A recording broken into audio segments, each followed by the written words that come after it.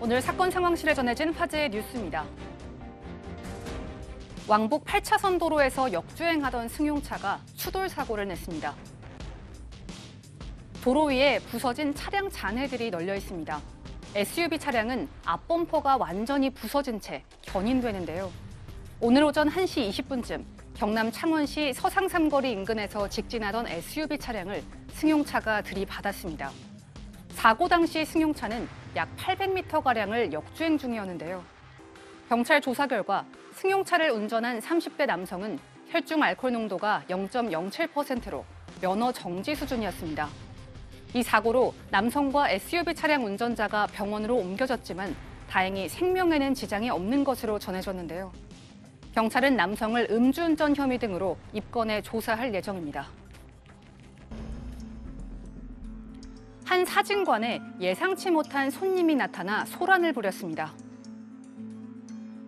사진관의 전면 유리에 금이가 있고 액자가 부서져 있습니다. 어제 저녁 경기도 이천의 한 사진관에 불청객이 찾아왔는데요. 한산한 사진관에 갑자기 멧돼지 한 마리가 달려들어옵니다. 놀란 직원은 피하다가 넘어지기까지 하고 멧돼지는 이곳저곳을 헤집고 다니는데요. 출구를 찾아 헤매던 멧돼지는 다시 밖으로 뛰쳐나갑니다. 이후 멧돼지는 10여 분간 인근 상가를 돌아다니다가 야산으로 도망친 것으로 전해졌는데요. 경찰과 소방당국이 엽사까지 동원해 포획에 나섰지만 결국 찾지는 못했습니다. 가수 겸 배우 유이의 아버지를 사칭한 사기범이 실형을 선고받았습니다. 법원은 상습 사기 혐의로 기소된 50대 남성에게 징역 8개월을 선고했다고 오늘 밝혔습니다. 남성은 유이의 아버지로도 유명한 김성갑 전 SK 와이번스 수석 코치를 사칭해 사기 행각을 벌였는데요. 김 전 코치를 사칭한 뒤 인천의 한 가방 판매점 등지에서 후원을 위해 단체로 가방을 주문하겠다거나 선수단에 식비를 빌려달라고 하며 업주들을 속였습니다. 남성은 이전에도 상습 사기 혐의로 징역 2년을 선고받는 등 사기 전과 12범으로 확인되는데요. 재판부는 남성이 출소 직후 범행을 저질렀으며 피해가 복구되지 않은 점 등을 고려했다고 양형 이유를 밝혔습니다. 문화계 블랙리스트 사건과 관련해 김기춘 전 대통령 비서실장에 대한 대법원 선고가 나왔습니다. 대법원은 직권남용 권리행사 방해 등의 혐의로 기소된 김기춘 전 대통령 비서실장과 조윤선 전 청와대 정무수석에 대해 다시 재판하라고 판결했습니다. 이들은 박근혜 정부 시절 정부의 비판적인 단체나 예술가 등을 정리한 문건을 작성하고 지원해서 배제하도록 한 혐의로 재판에 넘겨졌었습니다. 대법원은 이번 판결을 내리면서 각종 명단을 송부하게 한 행위 등을 의무 없는 일을 하게 한 때에 해당한다고 인정한 원심의 유죄 판단에는 법리 오해와 심리 미진의 잘못이 있다고 판단했습니다. 이에 따라 김 전 실장과 조 전 수석은 2심 재판을 다시 받게 됩니다.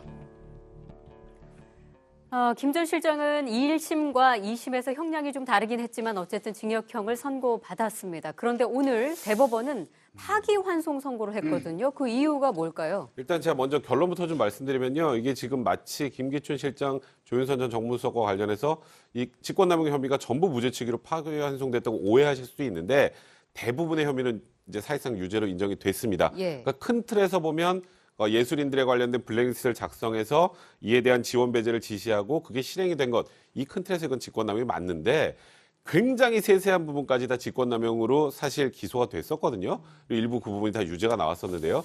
직권남용이라고 하는 것은 공무원이 본인의 권한을 남용해서 다른 사람의 권리 행사를 방해하거나 아니면 다른 사람이 의무가 없는데 그 일을 하게 만드는 것을 이제 직권남용이라고 하는데 예. 세부적 기소 내용 중 이런 것들이 있습니다. 이제 문체부 등에 이제 블랙리스트 작성해서 보내라. 이건 문체부에 지시한 겁니다. 그리고 지원 산업 지금 심의 같은 거 정도 어떻게 되는지 나한테 보고해라. 그러니까 이게 소위 말하는 공무원 단체 내에서 지시를 하고 부당한 짓이라고 부당한 걸 하게 했다는 것 정도만은 사실 의무 없는 일을 하게 했다라고 보기에는 좀 어렵다. 이것까지 인정하게 되면 직권남용의 범위가 너무 확대된다는 겁니다. 그래서 큰 틀에선 다 유죄로 인정했으나 아주 일부 이런 부분들에 대해서는 이제 무죄 취지로 파기환송을 하게 된 겁니다. 선고가 있기 전부터 대법원이 조금 모호하다는 평가를 받고 있는 그 직권남용죄에 대해서 기준을 좀 내놓지 않을까 하는 이런 이야기가 있었는데 오늘 선고 결과를 볼 때는 어떻습니까? 이게 아주 중요한 판결이 아닌가 생각이 듭니다. 직권남용죄, 이 범죄를 계속 유지해야 되냐 마느냐 이런 비판의 여지도 있거든요. 또 정가의 보도처럼 전에 정부의 사람을 처벌하는 걸로 직권남용죄를 썼기 때문에 이 부분에서 지금 많은 사건이 지금 올라가 있습니다. 그래서 대법원에서 기준이 필요하다. 있다면, 뭐 없으면 모르겠지만 이게 있다면 필요한데 직권이라는 개념, 남용이라는 개념, 의무라는 개념 자체가 사실 다 법률 형법 용어로는 명확하지가 않습니다. 특히 의무라는 개념은 어느 가지가 의무인지는 확실히 하기가 어렵기 때문에 이번에 아마 대법원에서 의무 이 부분, 의무 없는 일을 시킨다 이 부분 정확한 기준을 좀 제시하지 않았을까 생각이 듭니다. 네. 아니 근데 그 대법원 판결 내용도 일단 이해하기가 조금 어렵게 복잡하게 설명이 돼 있긴 합니다. 예. 자, 다음 사건도 살펴보겠습니다. 가수 겸 배우 유희의 아버지인 김성갑 전 코치를 사칭해서 상습 사기 범행을 저지른 남성에게 실형이 선고됐다는 보도가 있었습니다. 근데 이 남성 보니까요, 처벌 전력이 있는 사기 전과 12범이라고요? 네. 뭐. 우리 유희 아버지라고 하면 그 SK 전 수석 코치라는 거 아는 사람은 다 알 겁니다. 특히 인천에서는 많이 알려져 있을 텐데요. 그 인천 가방 업체 등 같은 데 가서 아니 우리 그 중학생들 후원하려니까 우리가 가방 좀 맞춰야 되겠다. 아니면 SK 와이번스 선수단들 식비를 하려니까 좀 돈 좀 후원해달라. 이렇게 해서 8차례에서 현금 80만 원과요. 시가 한 31만 원에 해당되는 의류를 또 사기를 했다고 합니다. 그래서 징역 8개월이 선고가 됐는데요. 이에 대해서 재판부 같은 경우는 출소 후에 2개월 동안 8차례나 그 범행을 저질렀고 네. 또한 반성은 하고 있지만 피해가 복구되지 않은 점을 고려해서 징역 8개월에 선언한다고 얘기를 하고 있습니다. 네.